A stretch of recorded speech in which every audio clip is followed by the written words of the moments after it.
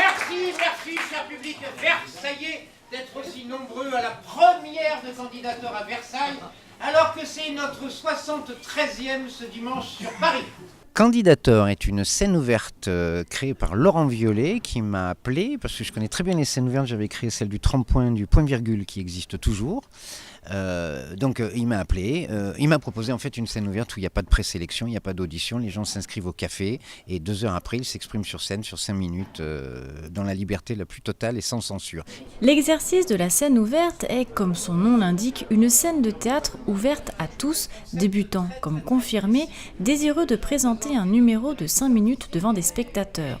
Tous les styles se côtoient, de la magie au stand-up en passant par le chant. Mais la scène ouverte est sans conteste un espace idéal pour les humoristes qui viennent y tester leurs sketchs. De nos jours, la scène ouverte s'affiche comme une étape incontournable dans la carrière d'un comique, la preuve avec Olivier de Benoît. Si l'humoriste a connu le succès grâce à l'émission de Laurent Ruquier, On ne demande qu'à en rire, il n'a pour autant jamais délaissé les scènes ouvertes. Pour ODB, comme on l'appelle, c'est avec René Margedge que tout a commencé. Aujourd'hui encore, le comédien participe régulièrement au Candidator pour tester de nouveaux sketchs. Monsieur Olivier de Benoît.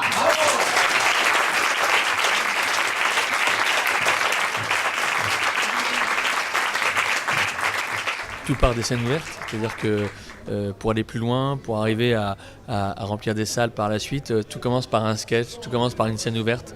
Et sur ces scènes ouvertes-là, on ne peut pas aller plus loin. Et donc, je suis ravi de parrainer ces candidators. En plus, j'ai une histoire particulière avec René Margedge qui m'a mis en scène à une époque pour un autre one-man show, qui est un type que j'aime beaucoup. Donc, je suis ravi c'est une façon de participer à quelque chose avec lui. Je vais faire donc demain un sketch chez Michel Drucker et pour jouer le jeu de la scène ouverte, si vous riez pas à une vanne, je la ferai pas demain. Alors comme c'est un peu chaud de la réécrire, le sketch, j'espère que j'aurai quelques rires. Voilà. Je pense que c'est un passage obligatoire. Oui, c'est un public qui vous connaît pas. Vous passez entre 2 artistes. Il faut être très percutant tout de suite. C'est une très très bonne école. Vraiment une très bonne école. Et moi-même, là, même si je fais de la télé aujourd'hui, mais si je fais 130 sketchs inédits en 3 ans, tous les sketchs ont été sur les scènes ouvertes. Tous. C'est une superbe école et d'ailleurs j'ai demandé à René Marc ce soir de passer en 1 parce que quand on fait une scène ouverte c'est dur mais quand on passe en 1 c'est encore plus dur parce que le public n'est pas chaud. Ça me permet moi de savoir quel est le niveau de rire sur chacune des vannes. On fête cette année les 30 ans de Pac-Man, vous êtes au courant ou pas? Pac-Man c'est le petit bonhomme jaune qui va de plus en plus vite en mangeant des gélules. Aujourd'hui on appelle ça le Tour de France. Tout le monde m'a dit que c'était une très bonne idée d'avoir fait le dîner de mariage sur la plage. Ça aurait été aussi une bonne idée de regarder les horaires des marées. Aucun humoriste en haut de l'affiche aujourd'hui n'a pas fait de scène ouverte. Donc vraiment c'est par là que tout commence et vous avez peut-être ce soir le prochain Gad Elmaleh, la prochaine Forestier, peut-être ce soir dans la salle et vous pourrez dire alors dans 10 ans, avant qu'elle fasse cette future Forestier, le Stade de France, vous pourrez dire j'y étais. Pour le mariage, j'avais demandé au photographe de prendre des photos de tous les moments forts du mariage. Je lui ai quand même demandé de sortir de la chambre au moment où j'ai attaqué les préliminaires. Bon, ça, j'enlève par exemple. Ça sert à ça, candidateur. Olivier de Benoît interprétera son nouveau spectacle au point-virgule tout l'été avant de s'installer à la Cigale du 15 novembre au 5 janvier pour une 30aine de représentations. Ce soir, si ODB a ouvert le spectacle de Candidator, ce n'est pas à Paris qu'il s'est produit, mais bien Versailles, et plus particulièrement la Royal Factory, une salle au charme indéniable. C'est la première fois que Candidator s'exporte en banlieue. Christophe Graffeuil, responsable de la Royal Factory, nous explique comment le projet s'est mis en place. On a rencontré René Margedge sur un festival et il nous a proposé de venir voir Candidator à Paris. Donc on a été satisfait, on a été vraiment emballé par le concept. Ça faisait 2 ans qu'il tournait ça sur les feux de la rampe là-bas, le théâtre parisien. Donc on s'est dit pourquoi pas, j'irais faire un extramuros en dehors de Paris. C'est quelque chose qu'on aurait dû faire depuis longtemps, mais on voulait vraiment s'armer des meilleurs, je dirais, de la qualité de René Margedge qui a quand même fait les 30 points au point-virgule il y a déjà 20 ans. Et nous on est inscrits sur, je dirais, le café-théâtre depuis 2 ans, le vendredi et le samedi, donc c'était normal de faire une scène ouverte à un moment donné. On est vraiment très très content de la venue d'Olivier de Benoît. Il y aura aussi Albert Mellet, faut pas l'oublier. Donc vraiment on est très très content qu'il accompagne cette première soirée à la Royale. Eh bien le Bing Bong, c'est tout simplement l'univers qui s'est créé à partir d'un rien. c'est l'infiniment petit qui a éclaté, et cette loi est devenue universelle. À l'école maternelle, ce sont toujours les petits à lunettes qui se font éclater la tête. À la rentrée, la salle restera dans cet univers humoristique sans oublier de programmer quelques concerts. Prochaine date à retenir, vendredi 20 septembre avec le One Man Show de Julien Courbet. Outre les têtes d'affiche, des talents locaux encore débutants se sont frottés à l'exercice des 5 minutes en scène lors de cette première de Candidator à Versailles, comme Karl, jeune comédien originaire de Nauf. Ouais, je participe à la scène ouverte. Je connaissais le Candidator de nom à Paris, mais j'avais jamais eu l'occasion d'y aller. Et c'est un ami qui m'a dit ça, qui venait s'exporter à la Royal Factory. Et je me suis dit, bah allons-y, c'est le moment pour tester un sketch. Résultat, il est midi, je transpire, je suis crevé et j'ai pas mangé. Jour de merde. Oui, bonjour. Eh ben vous patientez.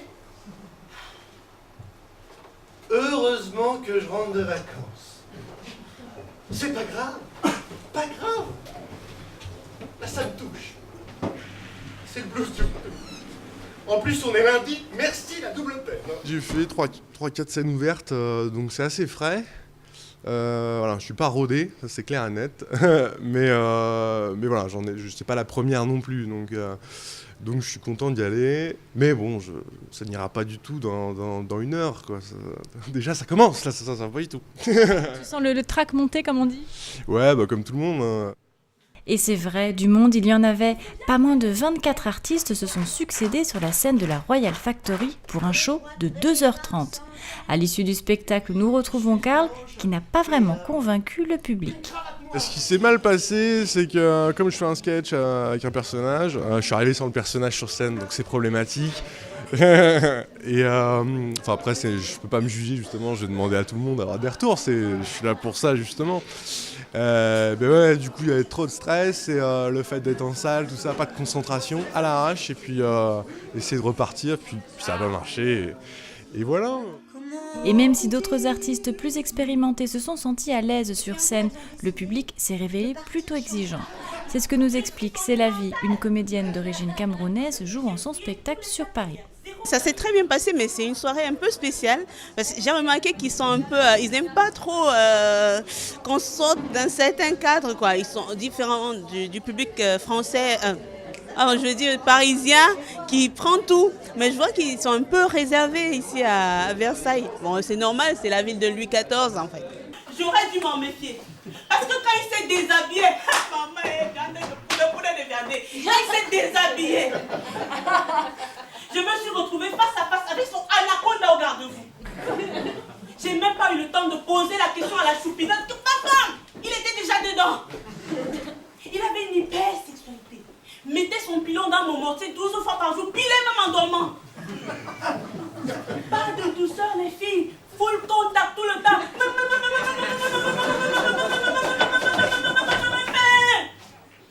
Après les artistes, c'est au tour des organisateurs de débriefer. Moi ce soir j'ai vu du mentalisme, de la magie, de l'humour noir, un humoriste sur fauteuil roulant réellement handicapé et ça c'était fort. J'ai vu du jonglage, j'ai vu les ados chanter, j'ai vu tellement de styles qu'effectivement derrière Candidator on est un petit peu décalqué de la tête. Ça c'est clair. Mais peut-être pour la deuxième, puisqu'apparemment ils vont y en avoir une deuxième et on est ravis. Parce que les gens sont contents, c'est évident, une telle variété c'est rare. Et puis une telle bienveillance vis-à-vis des artistes, même débutants, c'est rare. De nos jours, on casse, on détruit, on juge, on note, on élimine. Donc ça, je crois que les gens ont été touchés par ce concept-là. Candidator a donc relevé le défi en attirant artistes sur scène et spectateurs en salle. La scène ouverte versaillaise risquerait bien de se pérenniser avec un rendez-vous trimestriel.